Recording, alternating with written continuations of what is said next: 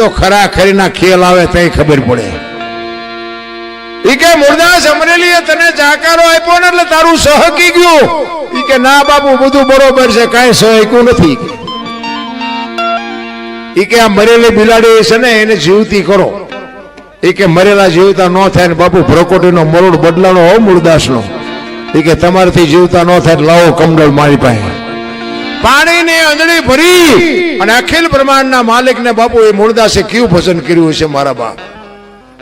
આમ બાપુ અખિલ બ્રહ્માંડના માલિકને કહે છે કે હે બેન બધું દયાળુ, હે પરમ કૃપાળુ પરમેશ્વર, મેં તન મન ધનથી જો તારું ભજન કર્યું હોય, હાથે પાતાળમાં જો ડાઘ ન હોય, કોકના દુઃખ જો મારી માથે લીધા હોય, તો આ બિલાડી બેઠી કરજે. અને જો બિલાડી બેઠી ન કરીને મારા ખોળિયામાં જીવ રહેવા દઉં તો હું મુરદાસ નહીં. એમ કહીને બાપુ પાણી સાંટ્યું, બિલાડી હાલતી થઈ ગઈ. ડાયરાની દશા શું થઈ?